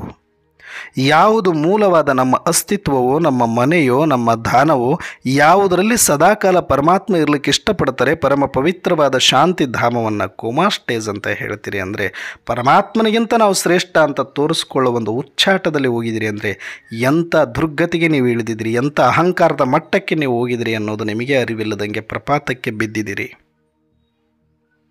ಪರಮಾತ್ಮ ಇರುವ ಜಾಗವನ್ನು ಕೋಮಾ ಸ್ಟೇಜ್ ಅಂತ ಹೇಳ್ತಾರ? ನಿಮಗೆ ಗಂಧ ಗಾಳಿನೂ ಗೊತ್ತಿಲ್ಲ ಪರಮಧಾಮದ ಬಗ್ಗೆ, ಆತ್ಮದ ಬಗ್ಗೆ, ಆತ್ಮಲೋಕದ ಬಗ್ಗೆ, ಮುಕ್ತಿಧಾಮದ ಬಗ್ಗೆ ಯಾವುದನ್ನು ಇಲ್ಲಿಯ ತನಕ ಶಾಸ್ತ್ರಗಳು ಸಾರಿದವು. ಶಾಸ್ತ್ರಗಳು ಪರಮಾತ್ಮನನ್ನು ಎಷ್ಟು ಮಹಿಮೆ ಮಾಡಿದ್ರು ಅಷ್ಟೇ ಪರಮಧಾಮದ ಮಹಿಮೆಯನ್ನು ಮಾಡಿದರು, ಅಷ್ಟೇ ಆತ್ಮದ ಮಹಿಮೆಯನ್ನು ಮಾಡಿದರು. ಆದರೆ ಇಷ್ಟೆಲ್ಲ ನಮಗೆ ಜ್ಞಾನ ಗೊತ್ತಾದರೂ ನೋಡಿ ಇವತ್ತಿಗೂ ದುರ್ದೈವ ಏನಂದ್ರೆ ಆತ್ಮದ ಅನುಭೂತಿನೂ ಇವರು ಮಾಡಲ್ಲ, ಪರಮಾತ್ಮನನ್ನು ಕೂಡ ನಿಸ್ವಾರ್ಥವಾಗಿ ಅನುಭೂತಿ ಮಾಡಲ್ಲ, ಪರಮಧಾಮವನ್ನು ಕೂಡ ಇವರು ಅನುಭೂತಿ ಮಾಡಲಾರ್ದಂಗನೇ ಬರೀ ಪದವಿ ಉಚ್ಚಲಿ ಹೋಗ್ಬಿಡ್ತಾರೆ. ಅಂದರೆ ಇವರು ಅಷ್ಟಕ್ಕೆ ಮಾತ್ರ ಬಂದವರು. ಇವರು ನಿಜವಾದ ಆತ್ಮ ಅನುಭೂತಿ, ಆತ್ಮ ಸಾಕ್ಷಾತ್ಕಾರ, ಆತ್ಮ ತೃಪ್ತಿಯನ್ನು ಅನುಭವಿಸುವಂಥವರಲ್ಲ. ಇದಕ್ಕೆ ಬಹಳ ಸೂಕ್ಷ್ಮತೆ, ನಿಸ್ವಾರ್ಥತೆ, ತ್ಯಾಗ, ತಪಸ್ಸು ಮತ್ತು ಆಳವಾದ ಆಸಕ್ತಿ ಮತ್ತು ಜ್ಞಾನ ಬೇಕಾಗತ್ತೆ, ಸಹನೆ ಬೇಕಾಗತ್ತೆ. ಎಲ್ಲವನ್ನು ತ್ಯಾಗ ಮಾಡಿ ನನಗೇನೋ ಬೇಡ, ನನ್ನ ಆತ್ಮ ಸಾಕು, ನಾನು ಶಕ್ತನಾಗಿದ್ದೇನೆ ಅಂತ ಯಾರು ಸ್ವಮಾನದಲ್ಲಿ ಕೂತ್ಕೊಳ್ತಾರೋ ಅವರಿಗೆ ಮಾತ್ರ ಶಕ್ತಿಗಳು ಇಮರ್ಜ್ ಆಗುತ್ತೆ. ಆ ಶಕ್ತಿಗಳನ್ನು ಕೂಡ ಬಳಸೋದಕ್ಕೆ ಮತ್ತೆ ವಿಶಾಲ ಬುದ್ಧಿ ಬೇಕಾಗತ್ತೆ. ಯಾಕಂದರೆ ಈ ಸೀಟಲ್ಲಿ ಹೋಗಿ ಕೂತ್ಕೊಳ್ಳೋದೇ ಅವ್ರದ್ದು ನಿಜವಾದ ಪುರುಷಾರ್ಥ ಮತ್ತು ಲಕ್ಷ್ಯ ಇರುತ್ತೆ. ಅಲ್ಲಿ ಹೋಗಿ ಕೂತ್ಕೊಂಡ್ರೆ ಇನ್ನು ಸಾಕಪ್ಪ, ಯಾರ ಬಗ್ಗೆ ತಲೆ ಕೆಡಿಸ್ಕೊಳ್ಳೋದು ಬೇಡ, ಮತ್ತೆ ಈ ಪಾತ್ರ ಆತ್ಮ ಅಂತ ನಾನ್ಯಾಕೆ ತಲೆ ಕೆಡಿಸ್ಕೊಳ್ಳಿ ಅಂತ ಕೂತ್ಕೊಳ್ಬೇಡಿ. ಅಲ್ಲಿ ಕೂತ ಮೇಲೂ ಕೂಡ ಸ್ವಲ್ಪ ವಿಶಾಲ ಬುದ್ಧಿ ತೋರಿಸಿ, ಅವರೂ ನಿನ್ನ ಸಹೋದರಾತ್ಮನೇ, ಅವ್ರಿಗೇನೋ ಅರಿವಿಲ್ಲದೆ ಇನ್ನೂ ಭ್ರಮೆಯೊಳಗಡೆ ಮುಳುಗಿ ಅಭಿಮಾನದಲ್ಲಿ, ಪಾತ್ರದ ಅಭಿಮಾನದಲ್ಲಿ, ದೇಹಾಭಿಮಾನದಲ್ಲಿ ಸಿಕ್ಕಾಕ್ಕೊಂಡಿದ್ದಾರೆ. ಅವರಿಗೆ ಮತ್ತೆ ಆತ್ಮದ ಇಮರ್ಜ್ ಮಾಡಿಸಿ, ಮನೆ ಇಮರ್ಜ್ ಮಾಡಿಸಿ ಅಂತ ಹೇಳಿ ಬಾಬಾರವರು ಆದೇಶ ಮಾಡ್ತಿದ್ದಾರೆ. ನಿಮ್ಮ ಶಕ್ತಿಗಳನ್ನು ಬಳಸಿ ಅದಕ್ಕೆ ಅಂತ ಹೇಳ್ತಿದ್ದಾರೆ. ಆತ್ಮದ ಒಳಗಡೆ ಕೂತ್ಕೊಂಡ ಮೇಲೆ ನಿಮ್ಮಲ್ಲಿ ಜ್ಞಾನ, ಪವಿತ್ರತೆ, ಸುಖ, ಶಾಂತಿ, ಪ್ರೇಮ, ಆನಂದ ಇವೆಲ್ಲವೂ ಶಕ್ತಿಗಳು ಕೂಡ ಇಮರ್ಜ್ ಆಗುತ್ತೆ. ಅಲ್ಲಿ ದಯ, ಕರುಣೆ, ಕ್ಷಮೆ ಎಲ್ಲವೂ ಕೂಡ ನಿಮ್ಮಿಂದ ಹೊರಗಡೆ ಬರುತ್ತೆ. ಆಗ ಸರ್ವಾತ್ಮರಿಗೂ ಕೂಡ ಯಾರು ಈ ಸಂಗಮಯುಗದಲ್ಲಿ ಆ ಪರಮಧಾಮವನ್ನು ನೆಗ್ಲೆಕ್ಟ್ ಮಾಡಿದ್ರು, ಅದನ್ನು ಕೋಮಾ ಸ್ಟೇಜು ಹಂಗೆ ಹಿಂಗೆ ಅಂತ ಹೇಳ್ಕೊಂಡು ಈ ಸತ್ಯುಗದ ಬಗ್ಗೆನೇ ಪೌರುಷ ತೋಡ್ಕೊಂಡು ಅದರ ಸ್ವಾರ್ಥದಿಂದನೇ ಬಿಸ್ನೆಸ್ ಮಾಡಿಕೊಂಡು ಕೂತಿದ್ರು, ಅವರಿಗೆ ಮತ್ತೆ ಇವರೇ ಹೋಗಬೇಕಾಗತ್ತೆ ಪರಮಧಾಮದ ಸ್ಮೃತಿಯನ್ನು ಕೊಡೋಕ್ಕೆ. ಯಾವ ಮನೆಯನ್ನು ನೀನು ಎಲ್ಲ ಗಳದಿದ್ದೆ ಅಲ್ಲಿಗೆ ಬರೋ ತನಕ ನಿನಗೆ ಮುಕ್ತಿ ಇಲ್ಲ, ಬಾ ಅಂತ ಹೇಳ್ಕೊಂಡು ಹೋಗಬೇಕಾಗತ್ತೆ. ಇರೋ ತನಕ ಆ ಮುಕ್ತಿಧಾಮವನ್ನು ಯೋಚನೆ ಮಾಡಲಿಲ್ಲ ಇವರು. ಆ ಶಾಂತಿಧಾಮಕ್ಕೆ ಹೋಗೋದ ಹೊರತು ಮುಕ್ತಿ ಇಲ್ಲ, ಅಲ್ಲಿಗೆ ಹೋಗೋದ ಹೊರತು ಇವ್ರಿಗೆ ಪದವಿನೂ ಇಲ್ಲ. ಶರೀರನೇ ಬಿಡೋಕ್ಕಾಗೋದಿಲ್ಲ, ಅದನ್ನು ಸರಿಯಾಗಿ ನೆನಪಿಟ್ಕೊಂಡಿಲ್ಲ ಇವರು ಅಂತಂದರೆ. ಅದಕ್ಕೆ ಬಾಬಾರವ್ರು ನಾನು ನೆನಪು ಮಾಡಿ ಅಂತ ಹೇಳ್ತಾರೆ. ಅಂದರೆ ಬರೀ ಬಾಬಾರವ್ರು ನೆನಪಿದ್ರೆ ಆಗಲ್ಲ, ಬಾಬಾರವ್ರ ಜೊತೆ ಆ ಮನೆ ನೆನಪಿರಬೇಕಾಗತ್ತೆ ಅಂತಿಮ ಕ್ಷಣದಲ್ಲಿ. ಅದಕ್ಕಾಗಿ ಬಾಬಾರವ್ರು ಈ ಕಾರಣದಿಂದಾದರೂ ಈ ಮನೆಯನ್ನು ನೆನಪು ಮಾಡ್ತಾರೆ. ಈ ಕಡೆ ಮೇಲ್ಗಡೆ ಅವ್ರ ಬುದ್ಧಿ ಬರುತ್ತೆ, ಅವರ ಸ್ಮೃತಿ ಬರಲಿ ಅನ್ನೋ ಕಾರಣಕ್ಕೆ ನನ್ನನ್ನು ನೆನಪು ಮಾಡಿ ಅಂತ ಹೇಳ್ತಿರೋದು. ಒಂದು, ಆತ್ಮದ ಸ್ಮೃತಿ ಮಸ್ಟ್ ಆ್ಯಂಡ್ ಶುಡ್ ಇರಬೇಕು. ಎರಡನೇದು, ಶರೀರ ಬಿಟ್ಟ ತಕ್ಷಣ ಬರಲಿಕ್ಕೆ ಪರಮಧಾಮದ ಸ್ಮೃತಿ ಇರಬೇಕಾಗತ್ತೆ. ಹಾಗಾಗಿ ನಿನ್ನನ್ನು ಮೊದಲು ಆತ್ಮ ಅಂತ ತಿಳ್ಕೊ, ಆಮೇಲೆ ನನ್ನ ನೆನಪು ಮಾಡು ಅಂದರೆ ಅಲ್ಲಿ ಪರಮಾತ್ಮನ ನೆನಪು ಆಯಿತು, ಪರಮಾತ್ಮನ ಜೊತೆಗೆ ಪರಮಧಾಮದ ಸ್ಮೃತಿ ಬರುತ್ತೆ, ಮೇಲೆ ಇದ್ದಾರೆ ಅಂತ ಗೊತ್ತಾಗ್ಬಿಡುತ್ತೆ. ಇಮಿಡಿಯೇಟಾಗಿ ಅಲ್ಲಿ ಎರಡೂ ಕೆಲಸ ಆಗುತ್ತೆ ಅಂತ. ಆದರೆ ಇರೋ ತನಕ ಆ ಪರಮಧಾಮದ ಬಗ್ಗೆ ನಮಗೊಂದಷ್ಟು ಗೌರವ ಇಲ್ಲ, ಅದರ ಬಗ್ಗೆ ತಿಳ್ಕೊಳ್ಳುವ ಆಸಕ್ತಿ ಇಲ್ಲ, ಅದನ್ನು ಅನುಭವ ಮಾಡಲಿಲ್ಲ. ಆದರೆ ಅಂತಿಮದಲ್ಲಿ ಮಾತ್ರ ಅಲ್ಲಿಗೆ ಹೋಗೋಕ್ಕೆ ನೆನಪಾಗಬೇಕು ಅಂದರೆ ಅದು ಯಾಕಾಗತ್ತೆ ಹೇಳಿ? ಮತ್ತೆ ನಿಮಗೆ ಆ ನೆನಪು ತರಿಸ್ಲಿಕ್ಕೆ ಇನ್ನೊಬ್ಬರು ಬರಬೇಕಾಗತ್ತೆ. ಅವರೇ ಈ ವಿಶಾಲ ಬುದ್ಧಿಯವರು, ಸ್ವಮಾನದಲ್ಲಿ ಕೂತಿರೋರು, ಶಕ್ತಿಗಳನ್ನು ಆದೇಶ ಪ್ರಮಾಣದಲ್ಲಿ ನಡೆಸುವವರಾಗಿರ್ತಾರೆ. ಅವರು ಕೋಟಿಯಲ್ಲಿ ಕೆಲವರು. ಯಾರು ಈಗ ಆತ್ಮದ ಆಳದಲ್ಲಿ ಹೋಗಿ ನಿಸ್ವಾರ್ಥವಾಗಿ ಪದವಿಯ ಹುಚ್ಚನ್ನು ಇಡಿಸಿಕೊಳ್ಳದೆ ಆತ್ಮದ ಅನುಭೂತಿ, ಆತ್ಮದ ಆನಂದದಲ್ಲಿ ಮುಳುಗಿ ಪರಮಧಾಮವನ್ನು ಎಷ್ಟು ಅನುಭವ ಮಾಡ್ಬೋದು ಗೊತ್ತಾ? ಎಷ್ಟು ಸ್ವೀಟ್ ಆಗಿದೆ ಪರಮಧಾಮ, ಎಷ್ಟು ಶಾಂತವಾಗಿದೆ, ಎಷ್ಟು ಮುಕ್ತವಾಗಿದೆ, ಎಷ್ಟು ಸ್ವಚ್ಛವಾಗಿದೆ, ಎಷ್ಟು ಸೈಲೆನ್ಸ್ ಆಗಿದೆ. ಅದನ್ನು ಒಳಗಡೆ ಹೋಗ್ಬಿಟ್ರೆ ನೀವು ಹೊರಗಡೆ ಬರೋಕ್ಕೆ ಆಗಲ್ಲ. ಎ ಸಿ ರೂಮಲ್ಲಿ ಹೋದ್ಮೇಲೆ ಇಂಥ ಉರಿ ಬಿಸಿಲಲ್ಲಿ ಹೊರಗಡೆ ಬರೋಕ್ಕೆ ಯಾರಿಗೂ ಮನಸ್ಸಾಗಲ್ಲ. ಹೇಗೋ ಈ ಶಬ್ದ ಕರ್ಮದ ಈ ಒಂದು ಪ್ರಪಂಚದಿಂದ ಒಂದು ಕ್ಷಣ ನೀವು ಪರಮಧಾಮದ ಸ್ಮೃತಿಯಲ್ಲಿ ಹೋಗ್ಬಿಟ್ರೆ ವಾಪಸ್ ಕೆಳಗೆ ಬರಲಿಕ್ಕೆ ಆಗೋದೇ ಇಲ್ಲ. ಅಷ್ಟು ಸುಂದರ ಅನುಭೂತಿ ಪರಮಧಾಮದಲ್ಲಿ ಆಗುತ್ತೆ ನಿಮಗೆ. ಆದರೆ ಇರೋ ತನಕ ಈ ಸಂಗಮ ಯುಗೋರ ತನಕ ಬರೀ ಸತ್ಯುಗ ಇದೇ ವಿಸ್ತಾರವಾದ ಜ್ಞಾನದಲ್ಲಿ ಹೋಗಿ ನಿಮ್ಮ ಬುದ್ಧಿಯನ್ನು ಅಲೆದಾಡಿಸ್ಕೊಂಡು ಹಿಂಗೆ ಹೋಗ್ಬಿಟ್ರೆ ನೀವು ಆತ್ಮದ ಸೀಟಲ್ಲೂ ಕೂಡಲ್ಲ, ಪರಮಧಾಮ ನಿಮಗೆ ನೆನಪೂ ಬರಲ್ಲ. ಆವಾಗ ನಿಮ್ಮನ್ನು ಎಳ್ಕೊಂಡು ಹೋಗೋದಕ್ಕೆ ಇನ್ನೊಬ್ಬರು ಬರಬೇಕಾಗತ್ತೆ. ಇದು ಬರೀ ದೇಹಾಭಿಮಾನದ ಹುಚ್ಚಾಗುತ್ತೆ. ಲೌಕಿಕದವರು ಒಂದು ರೀತಿ ಬಡದಾಡಿದ್ರೆ ನೀವು ಒಂದು ರೀತಿ ಬಡದಾಡ್ತೀರಿ. ಅವರು ಸಂಪಾದನೆಗಾಗಿ ಮುಂದೆ ಒಂದು ಜನ್ಮ ಚೆನ್ನಾಗಿರಬೇಕು, ಈ ಜನ್ಮದಲ್ಲಿ ಖುಷಿಯಾಗಿರ್ಬೇಕಂತ ನೀವು ಮುಂದಿನ ಜನ್ಮದಲ್ಲಿ ಖುಷಿಯಾಗಿರ್ಬೇಕಂತ ಬಡದಾಡ್ತಾ ಇದ್ರಿ. ಇನ್ನು ಅವ್ರಿಗೂ ನಿಮಗೂ ಹೋಲಿಸಿದ್ರೆ ಅವ್ರಿಗಿಂತ ವಿಕಾರಿಗಳು ನೀವೇ ಆಗ್ತೀರಿ. ಒಂದು ರೀತಿಯಲ್ಲಿ ಅವರಿಗಿಂತ ಹುಚ್ಚುತನ ನಿಮಗೆ ಇದೆ ಅಂತ ಅನಿಸ್ಬಿಡುತ್ತೆ. ಇಲ್ಲ ಅಣ್ಣವ್ರಿಗೆ ಜ್ಞಾನ ಬಾಬಾ ಹೇಳಿದ್ದಾರೆ, ಯಾನಕ್ಕೆ ಹೇಳಿದ್ದಾರೆ ಅಂತಂದ್ರೆ ಅದನ್ನು ಕೆಸರು ಬಿಡಲಿ. ಒಂದಷ್ಟು ಶೂದ್ರತ್ವ ಬಿಟ್ಟು ಬ್ರಾಹ್ಮಣತ್ವ, ಒಂದು ಅಶುದ್ಧತೆ ಬಿಟ್ಟು ಸ್ವಚ್ಛತೆ, ಶಿಸ್ತಿನ ಜೀವನಕ್ಕೆ ಬರಲಿ ಅನ್ನುವ ಒಂದು ಮುಖ ತಿರುಗಿಸೋದಕ್ಕೆ ಹೇಳಿರುವ ಮಾತದು. ಅದರಲ್ಲೇ ಬಿದ್ದು ಒದ್ದಾಡ್ರಿ ಅಂತಲ್ಲ, ಅದೇ ಒಂದು ಪಾತ್ರಾಭಿಮಾನದ ಹುಚ್ಚಿಡ್ಕೊಳ್ಬೇಕು ಅಂತಲ್ಲ. ಅದು ಸಿಕ್ಕೇ ಸಿಗುತ್ತೆ. ಡ್ರಾಮಾ ಫಿಕ್ಸ್ ಅಂತ ಗೊತ್ತಿದೆ, ಡ್ರಾಮಾ ಪರ್ಫೆಕ್ಟ್ ಅಂತ ಗೊತ್ತಿದೆ, ಡ್ರಾಮಾ ಊಬಹು ಅಂತ ಗೊತ್ತಿದೆ. ಇದನ್ನು ಯಾರೂ ಕೂಡ ಮತ್ತೆ ಏನೂ ಚೇಂಜ್ ಮಾಡಲಿಕ್ಕೆ ಆಗಲ್ಲ ಅನ್ನೋದು ಗೊತ್ತಿದ್ರು ಕೂಡ ಎಷ್ಟು ಭ್ರಮೆಯಲ್ಲಿ ಮುಳುಗ್ತಿದ್ದೀರಿ ಅಂತಂದರೆ ಆತ್ಮನೂ ಬೇಡ, ಪರಮಾತ್ಮನೂ ಬೇಡ, ಪರಮಧಾಮನೂ ಬೇಡ, ಮತ್ತೆ ಸತ್ಯುಗ ಬೇಕಷ್ಟೆ, ಪದವಿ ಬೇಕು ಇವರಿಗಷ್ಟೆ. ಇಷ್ಟು ಹುಚ್ಚು ಒಳ್ಳೆಯದಲ್ಲ. ಜ್ಞಾನ ಸಿಕ್ಕರೂ ಕೂಡ ಜ್ಞಾನ ಸಿಗದವರವ್ರಿಗಿಂತ ನೀವು ದೌರ್ಭಾಗ್ಯಶಾಲಿಗಳಾಗ್ಬಿಡ್ತೀರಿ. ಮುಂದಿನ ದಿನ ಪಶ್ಚಾತ್ತಾಪದ ಕೂಪದಲ್ಲಿ ಬೀಳಬೇಕಾಗತ್ತೆ. ಅದಕ್ಕೆ ಈ ಹುಚ್ಚುತನವನ್ನೆಲ್ಲ ಬಿಟ್ಟು ಆತ್ಮದ ಹುಚ್ಚನ್ನು ಹಿಡಿಸ್ಕೊಳ್ಳಿ, ಪರಮಧಾಮದ ಹುಚ್ಚನ್ನು ಹಿಡಿಸ್ಕೊಳ್ಳಿ. ಈ ಹುಚ್ಚು ನಿಮಗೆ ಮುಕ್ತಿಯನ್ನು ಒಂದು ಸೆಕೆಂಡಿನಲ್ಲಿ ಕೊಟ್ಟು ಸರ್ವಾತ್ಮರನ್ನು ರಕ್ಷಣೆ ಮಾಡುವ ವಿಶ್ವ ಕಾರ್ಯದಲ್ಲಿ ತೊಡಗಿಸಿಕೊಳ್ಳುವ ಅವಕಾಶ ಕೊಡುತ್ತೆ. ಆ ಮುಖೇನ ನೀವು ಶ್ರೇಷ್ಠ ಪದವಿ ಖಂಡಿತವಾಗಿ ಪಡ್ಕೊಳ್ತೀರಿ, ಅದರ ಬಗ್ಗೆ ಡೌಟೇ ಬೇಡ. ಆದರೆ ಅದನ್ನು ಬಿಟ್ಟು ಇವಾಗ ಬರೀ ಪದವಿ ಅಂತ ಇದ್ರ ಕಡೆಗೆ ಗಮನ ಕೊಡದಿರ ಅದನ್ನೇ ನೀವು ಮಾಡ್ತಾ ಕೂತ್ಕೊಂಡ್ರೆ ಖಂಡಿತವಾಗಿ ಮುಂದೆ ಪಶ್ಚಾತ್ತಾಪ ಕಟ್ಟಿಟ್ಟ ಬುತ್ತಿ. ಅದಕ್ಕೆ ಈಗಲಿಂದಾದರೂ ಕೂಡ ಆತ್ಮದ ಸ್ವಮಾನ, ಆತ್ಮದ ಬಗ್ಗೆ ಒಂದಷ್ಟು ಬರಿತಾ ಹೋಗಿ. ನಿಮಗೆ ಗೊತ್ತಿರೋದನ್ನ ಹೋಮ್ವರ್ಕ್ ಅಂತಲೇ ಮಾಡ್ಕೊಳ್ಳಿ. ಆತ್ಮದ ಬಗ್ಗೆ ನನಗೆಷ್ಟು ಗೊತ್ತು ಬರೀರಿ. ಆತ್ಮದ ಮನೆ, ಆತ್ಮದ ತಂದೆ ವರ್ಣನೆ ಮಾಡಿ. ಆತ್ಮ ಅಂದರೆ ಹೆಂಗಿದೆ, ಆತ್ಮದೊಳಗಡೆ ಶಕ್ತಿಗಳು ಹೆಂಗಿದೆ, ಆತ್ಮದೊಳಗಡೆ ಗುಣಗಳು ಹೆಂಗಿದೆ, ಆತ್ಮದ ಸ್ವಭಾವ ಹೆಂಗಿದೆ, ಆತ್ಮದ ಒರಿಜಿನಾಲಿಟಿ ಹೆಂಗಿದೆ, ಆತ್ಮ ಏನನ್ನು ಬಯಸ್ತಾ ಇದೆ ಪ್ರಶ್ನೆ ಮಾಡ್ಕೊಂಡು ಅದಕ್ಕೆ ಉತ್ತರ. ಈಗ ಮಕ್ಕಳಿಗೆ ಹೆಂಗೂ ಎಕ್ಸಾಮ್ ಟೈಮ್ ಅಲ್ವಾ, 1 ಮಾರ್ಕ್ಸಿಂದು, 2 ಮಾರ್ಕ್ಸಿಂದು, 5 ಮಾರ್ಕ್ಸಿಂದು, 10 ಮಾರ್ಕ್ಸಿಂದು, ಹಾಗೆ ಆತ್ಮದ ಬಗ್ಗೆ ನೀವೇ ಪ್ರಶ್ನೆ ಮಾಡ್ಕೊಂಡು ಅದಕ್ಕೆ 1 ಮಾರ್ಕ್ಸು, 2 ಮಾರ್ಕ್ಸು, 3 ಮಾರ್ಕ್ಸ್, 5 ಮಾರ್ಕ್ಸ್ ಉತ್ತರಗಳನ್ನು ಬರಿತಾ ವಿಸ್ತಾರ ಮಾಡ್ತಾ ಹೋಗಿ. 10 ಪುಟಗಳು ಬರೀತಾರೆ, 20 ಪುಟಗಳು ಬರೀತಾರೆ, ಒಂದು ಪೂರ್ತಿ ಅದರ ಬಗ್ಗೆ ಒಂದು ಗ್ರಂಥನೇ ಬರೀಬಹುದು. ಅಷ್ಟಿದೆ ಆತ್ಮದ ಒಂದು. ಏನಿದೆ ಅಣ್ಣವ್ರೆ ಅಂದರೆ ಹೋಗಿ ಒಳಗಡೆ ಗೊತ್ತಾಗತ್ತೆ. ಏನಿಲ್ಲ ಹೇಳಿ ಆತ್ಮದಲ್ಲಿ.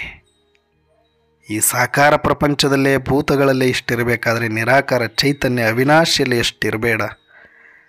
ಅದಕ್ಕೆ ಗೂಡು ಜಾನೆ ಗೂಡ್ಕು ಗೋತ್ರಿ ಜಾನೆ. ಹಾಗೆ ಆತ್ಮದ ರುಚಿ ತಿಂದವನಿಗೆ ಗೊತ್ತು, ಭಾಳಷ್ಟು ಆತ್ಮರಿಗೆ ಹೊರಗೆ ನಿಂತು ನೋಡೋರಿಗೆ ಗೊತ್ತಲ್ಲ. ಅದಕ್ಕೆ ಆತ್ಮದ ಆಳದಲ್ಲಿ ಹೋಗಬೇಕು ಅಂದರೆ ಸ್ವಲ್ಪ ಆತ್ಮ ಅಭಿಮಾನಿಗಳಾಗಿ ಆತ್ಮದ ರುಚಿ ಇಟ್ಕೊಳ್ಳಿ.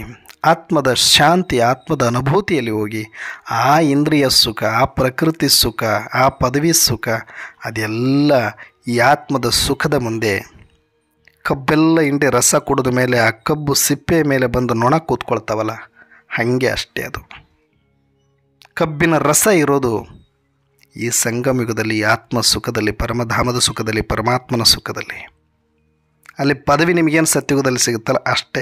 ಕಬ್ಬೆಲ್ಲ ಹಿಂಡಿ ಎಸೆದಿರೋ ಸಿಪ್ಪೆ ಮೇಲೆ ಕೂತಿರುವ ನೊಣ ನನಗೆಲ್ಲ ಸಿಕ್ಬಿಡ್ತು ಅಂತ ಏನು ಅನುಭವ ಮಾಡುತ್ತಲ್ಲ ಅಷ್ಟೇ ಅಲ್ಲಿ ಸಿಗೋದು ನಮಗೆ.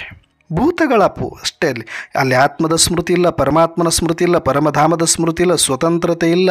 ಸುಮ್ಮನೆ ಸ್ಕ್ರಿಪ್ಟೆಡ್ ಗೊಂಬೆಗಳ ಥರ ಆಡ್ತಾ ಹೋಗಬೇಕಷ್ಟೇ, ಮಾನಿಟರ್ ಥರ, ರೋಬೋಟ್ಗಳ ಥರ ಇರ್ತೀವಿ. ಇದನ್ನು ಇವಾಗಲೇ ಅರ್ಥ ಮಾಡಿಕೊಂಡು ಎಚ್ಚರವಾಗಿ ಈ ಸಂಗಮ ಯುಗವನ್ನು ಸಾರ್ಥಕ ಮಾಡಿಕೊಳ್ಳಿ ಅನ್ನೋದಕ್ಕೇ ಇಷ್ಟೆಲ್ಲ ನಾನು ಹೇಳಬೇಕಾಗತ್ತೆ. ಹಾಗಾಗಿ ತಾವು ಕೂಡ ಇನ್ನು ಮುಂದಾದ್ರೂ ಇವಲ್ಲಿವರೆಗೂ ಏನು ಕೊಟ್ಟಿದ್ದೀರಿ ಒಳ್ಳೆಯದು. ಇಲ್ಲ ಅಣ್ಣವರೇ, ನಾವು ಸ್ವಲ್ಪ ಆತ್ಮದ ಕಡೆಗೆ ಗಮನ ಕೊಡ್ತಾ ಇದ್ದೀವಿ, ಆದರೆ ನಮಗಿನ್ನೂ ಸ್ವಲ್ಪ ಆಳದಲ್ಲಿ ಹೋಗಬೇಕಾಗಿದೆ ಅಂತಂದರೆ ಖಂಡಿತವಾಗಿ ಕೂತ್ಕೊಳ್ಳಿ, ಅದಕ್ಕೆ ಟೈಮ್ ಕೊಡಿ. ಎಷ್ಟು ಆತ್ಮಕ್ಕೆ ಟೈಮ್ ಕೊಡ್ತೀರಿ, ಎಷ್ಟು ಪರಮಧಾಮದ ಅನುಭೂತಿಗೆ ಟೈಮ್ ಕೊಡ್ತೀರಿ ಮತ್ತು ಪರಮಾತ್ಮನ ನೆನಪಿಗೆ ಟೈಮ್ ಕೊಡ್ತೀರಿ. ಬರೀ ಪರಮಾತ್ಮನ ನೆನಪು ಅದು ಯಾವ ಕೆಲಸಕ್ಕೂ ಬರೋದಿಲ್ಲ. ಆತ್ಮ ಅನ್ಕೊಂಡಿರಬೇಕು, ಪರಮಾತ್ಮನ ಜೊತೆಗೆ ಪರಮಧಾಮದ ಸ್ಮೃತಿ ಇರಬೇಕು.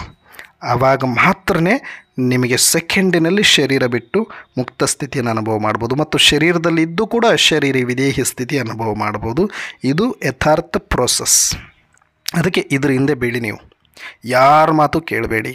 ಇದು ಮುಂದೆ ನಿಮಗೆ ಅರ್ಥ ಆಗ್ತಾ ಹೋಗುತ್ತೆ.